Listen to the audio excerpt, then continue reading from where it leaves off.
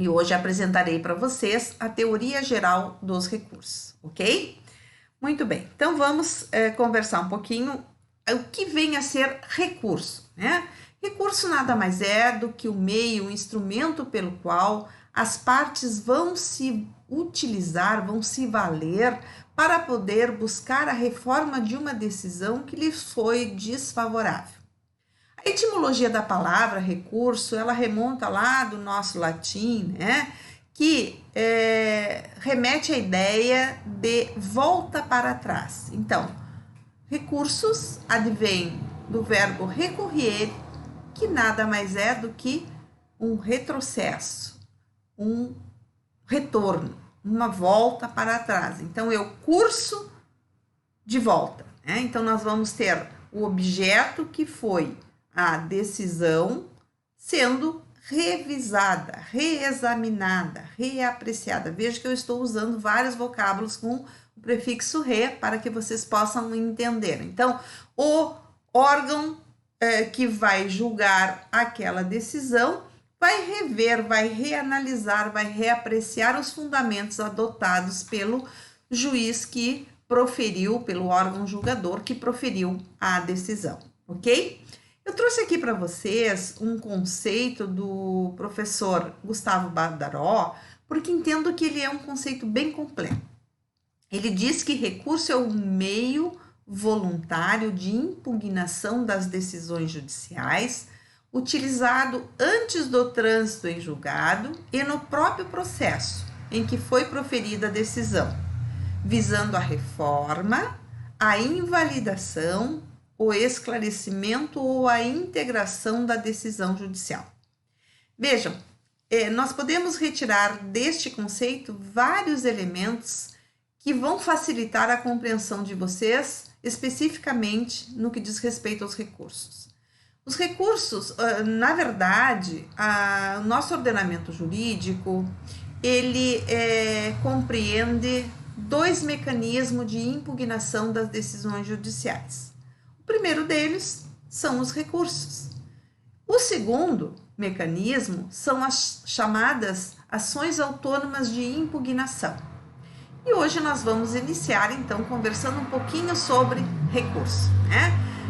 Segundo Badaró, é um meio voluntário. Por quê? Porque vocês vão ver logo ali no artigo 574 que os recursos são voluntários, ou seja, as partes, os sujeitos, né, tanto a acusação quanto a defesa, poderão interpor ou não o recurso. Fica a critério, né, discricionário do recorrente. Utilizado antes do trânsito em julgado, ou seja, os recursos eles serão interpostos na mesma relação jurídica processual. Por isso que logo a seguir ele diz no próprio processo. Porque nós vamos ver na sequência que as ações autônomas de impugnações são mecanismo de impugnação, como o próprio nome diz, mas que nós vamos ter uma alteração no que diz respeito à relação jurídica processual. Aquele que, porventura, foi réu no processo, ele passará a ser autor de uma revisão criminal, assim como ele pode ser, além do paciente, o próprio impetrante de um habeas corpus. Então, se altera a posição na relação jurídica processual quando se trabalha a questão das ações autônomas de impugnação. No recurso, nós vamos manter a mesma relação, autor, Ministério Público, réu, o acusado, que porventura foi condenado e que vai recorrer buscando em todas as instâncias que compreendem, né, a ordem jurídica, a reforma da decisão quando essa decisão lhe é desfavorável. E o objeto do recurso nada mais é do que buscar seja a reforma, seja a invalidação, e aí nos reportamos ao conteúdo das aulas anteriores, onde apresentamos os vícios processuais, por vezes através de um recurso, que nós vamos apontar, sinalizar lá na preliminar do recurso, que o processo precisa ser anulado, ok? E além disso, esclarecimento ou integração. Por quê? Porque nós vamos ver que existem existe um recurso especificamente denominado embargos de declaração, que ele visa justamente isso, buscar o esclarecimento diante de uma decisão que não ficou muito clara, que está obscura, ou até diante de uma omissão praticada pelo julgador na hora que proferiu a sua decisão, ok? Então, o recurso é isto, é o meio pelo qual as partes vão buscar a reforma da decisão, ok? Qual é o fundamento jurídico que se estabelece para os recursos? O duplo grau de jurisdição, né? Que é aquele princípio que vocês já conhecem, que vai oportunizar as partes a reapreciação, o reexame, a reanálise daquela decisão proferida por uma instância hierarquicamente inferior, ok? Qual é a natureza jurídica dos recursos? Dispositiva, e decorre justamente desta voluntariedade, ou seja, os recursos estão à disposição das partes para que possam, né, ser utilizados ou não, ok? Na sequência, nós vamos trabalhar um pouquinho a respeito do que a doutrina traz como fundamentos do sistema recursal. Ou seja, vocês vão encontrar na doutrina 4 fundamentos que sustentam, né, a existência do sistema recursal. O primeiro deles é o que nós chamamos de falibilidade humana.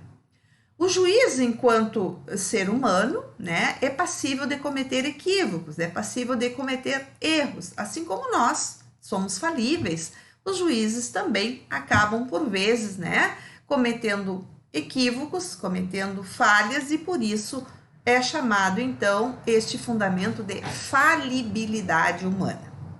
O segundo fundamento apontado é a necessidade psicológica. E aqui eu trago para vocês essa necessidade como uma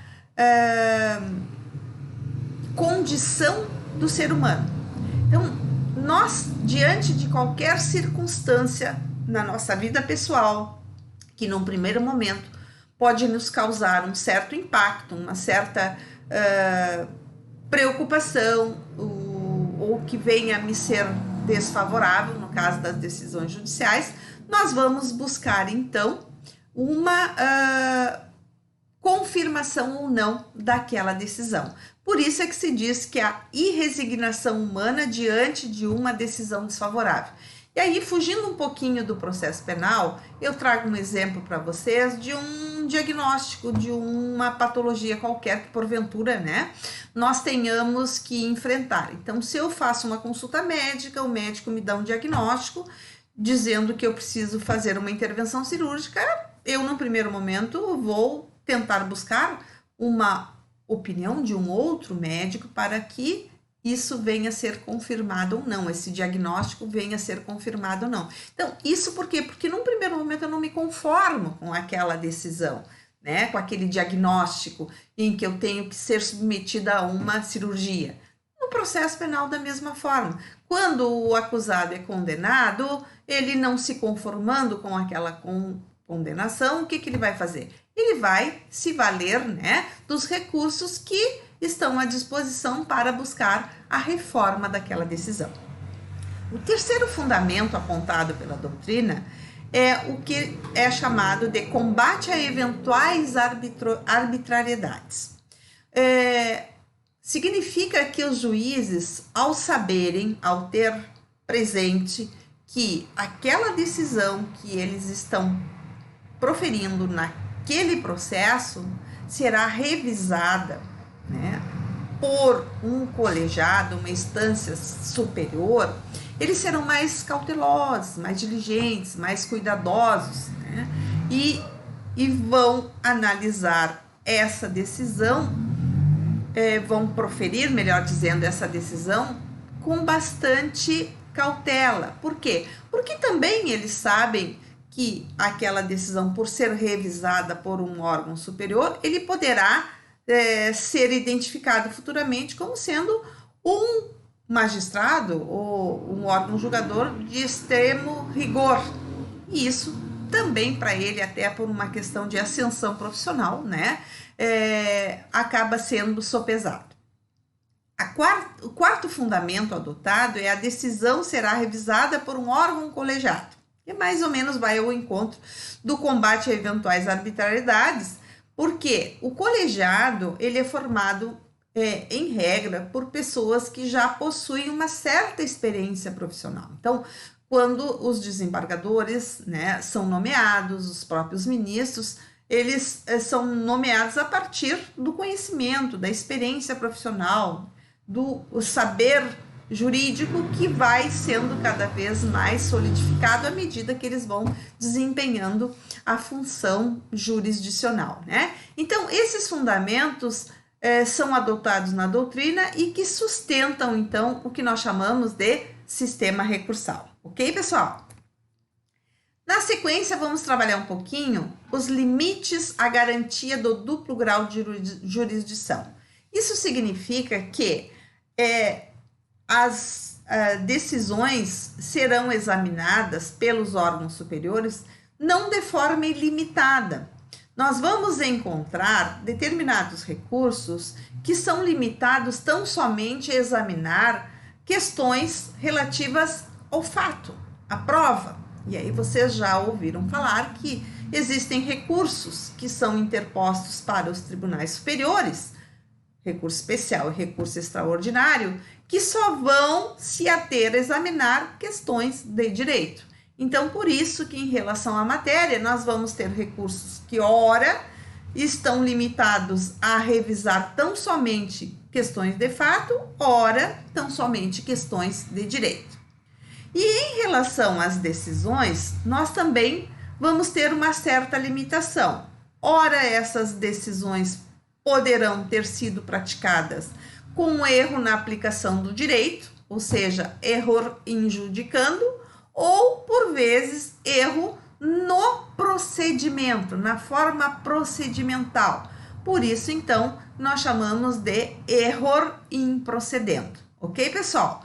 Então, os recursos, eles não são ilimitados, eles possuem uma limitação que está expressa em lei. Ok? Continuando, vamos trabalhar um pouquinho a respeito do chamado juízo de admissibilidade. O que vem a ser o juízo de admissibilidade? Esse juízo de admissibilidade nada mais tem como objeto a verificação, a constatação, a presença de alguns requisitos ou chamados pressupostos de admissibilidade recursal.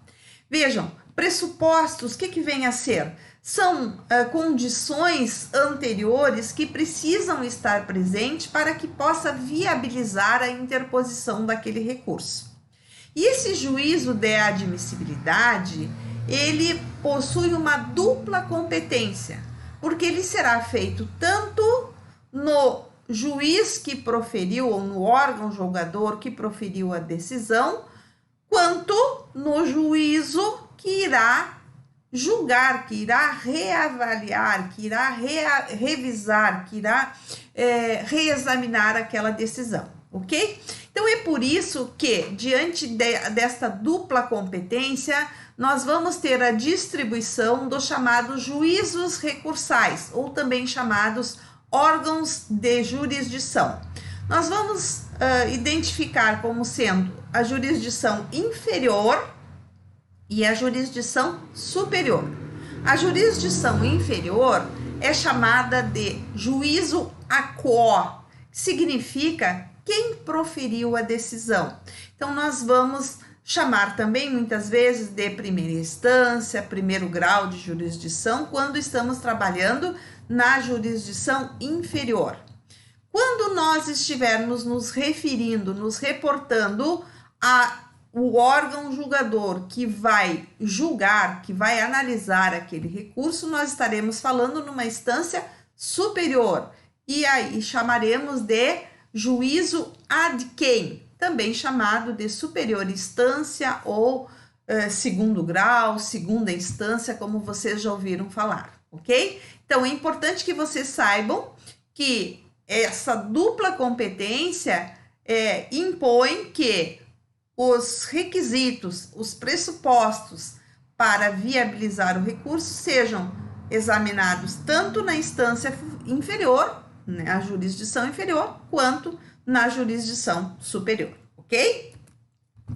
Quais são as características dos recursos? São 3 características básicas que os recursos apresentam. A primeira, já comentada com vocês, que é a voluntariedade, ou seja, os recursos estão à disposição das partes na processualística penal e, no entanto, só irá usar o recurso aquela pessoa, aquele sujeito processual que entende que precisa buscar a reforma ou que necessita de uma integração ou até do reconhecimento de uma nulidade no processo, na decisão, ok? Anterioridade à coisa julgada. Também, lá no conceito do Badaró, eu disse a vocês. Por quê? Porque vocês já ouviram uma expressão, a decisão é irrecorrível. O que significa? Que não cabe mais recurso. Então, consequentemente, enquanto houver a possibilidade de se buscar a reforma daquela decisão, nós estaremos diante de uma decisão chamada recorrível. Por isso que a característica dos recursos, uma delas é a anterioridade à coisa julgada. E também, conforme referi lá explicando o conceito do Badaró, é que os recursos continuam, né, na mesma relação jurídica processual. Aquela pessoa que é considerada ré, lá no processo de conhecimento, no qual restou condenado, vai continuar sendo réu no Tribunal de Justiça do Estado, no STJ, no STF, até chegar à Corte Máxima. Então, será dentro da mesma relação jurídica processual, ok? Referi anteriormente, né, e aqui faço a observação que essas características diferenciam, então, os recursos daquele outro mecanismo de impugnação apresentado na processualística penal, que são as ações autônomas de impugnação, ok? Esses recursos poderão ser interpostos de 2 formas. A primeira forma que nós podemos apresentar a irresignação é através de uma manifestação oral. Essa manifestação oral, obviamente, deverá ser reduzida a termo. E essa manifestação oral, eu tanto posso apresentá-la diretamente ao juiz, como, por exemplo, eu trago ali para vocês, né? No tribunal do júri, então, logo após a proclamação do resultado, no tribunal do júri, a parte interessada, seja acusação ou defesa, poderá, desde logo, né, interpor o recurso de forma oral e aí será reduzido a termo. E a outra forma que nós vamos encontrar para interpor o recurso, ou seja, para demonstrar a minha irresignação, a minha inconformidade, a minha insatisfação, é através de uma petição escrita. Então, os recursos poderão ser interpostos de forma oral ou escrita. Oral chama-se por termo e escrito por petição, ok? Faço uma observação aqui para vocês também, que em caso de ser interposto o recurso de forma oral, esse deverá ser assinado. O que é assinado? O termo, né? Reduzido a termo, tanto pelo escrivão, em regra, ou pelo magistrado, ao término, né, da sessão de julgamento no tribunal do júri, aonde vai ficar registrado no termo da sessão que o recorrente já se manifestou pela interposição do recurso. Então, será assinado ou pelo acusado, se ele próprio se apresentar em cartório, por exemplo, para buscar a possibilidade de recorrer à decisão, ou do seu representante, né, do seu defensor constituído ou defensor nomeado, ou próprio defensor público, que vai assinar o termo de recurso, ou termo de apelação, ou termo que poderá ser utilizado para a interposição daquele recurso, ok?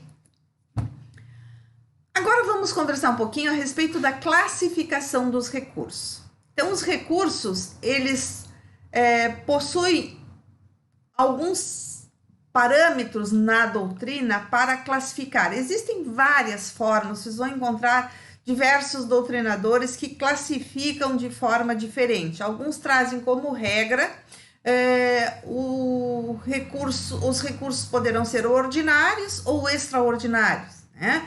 E aqui eu trago para vocês este parâmetro como sendo bem jurídico tutelado.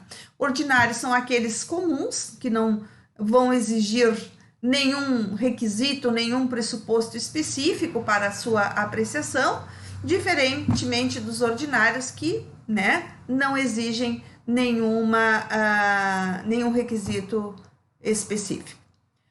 Em regra, nós vamos ter a classificação ordinários e extraordinários, conforme referido, mas também nós vamos ter em relação à matéria impugnada, né? Então, em relação à extensão da matéria impugnada, esses recursos poderão ser parciais ou totais. Significa que eu posso, diante de uma decisão que me foi desfavorável, tão somente não me conformar com parte da decisão, ou seja, explicando uma decisão condenatória aonde eu posso recorrer tão somente da aplicação da pena. Então, eu não vou buscar a reforma da condenação e tão somente da dosimetria da pena. Aí nós teremos uma possibilidade de um recurso parcial. O recurso total é aquele que vai buscar a reforma tanto da condenação quanto da aplicação da pena. Em relação aos fundamentos, o que a doutrina traz? Esses recursos poderão ter uma fundamentação livre ou uma fundamentação vinculada. O que significa a fundamentação vinculada? É aquela em que exige a presença de um requisito específico. Por exemplo, o recurso chamado embargos de declaração, ele vai exigir a presença de pelo menos um dos 4 fundamentos que são necessários para a interposição desse recurso, que é a omissão, a contradição, a obscuridade ou a ambiguidade. Então, esse recurso vai ser interposto, vai ser conhecido, processado e julgado se pelo menos um desses requisitos estiver presente. E aí nós estamos diante de uma chamada fundamentação vinculada. Por quê? Porque está vinculado ao requisito que está expresso em lei, ok? A fundamentação livre não vai exigir nenhum requisito especial. E aqui eu trago o exemplo do recurso de apelação, que ele não traz nenhuma exigência legal para o seu conhecimento, ok?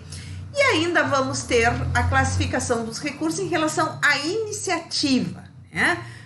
A iniciativa que poderá ser voluntária, que é a regra, como disse para vocês. Então, os recursos vão ser utilizados por parte daqueles que entenderem que restaram prejudicados, consequentemente, vão buscar a reforma daquela decisão. E, excepcionalmente, nós vamos ter os chamados recursos de ofício, que se equivalem ao chamado reexame necessário nocível. Já antecipo para vocês que são pouquíssimos os recursos de ofícios no processo penal, ok?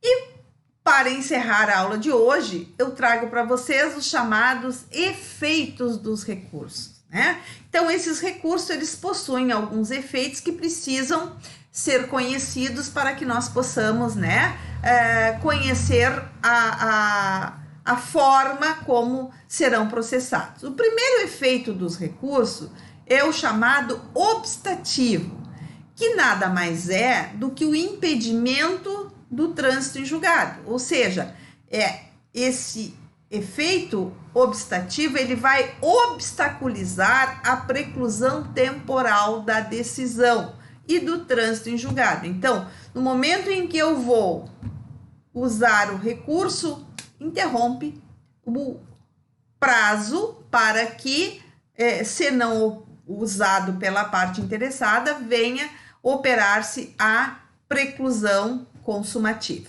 ok? O segundo efeito é o chamado devolutivo. E esse efeito, ele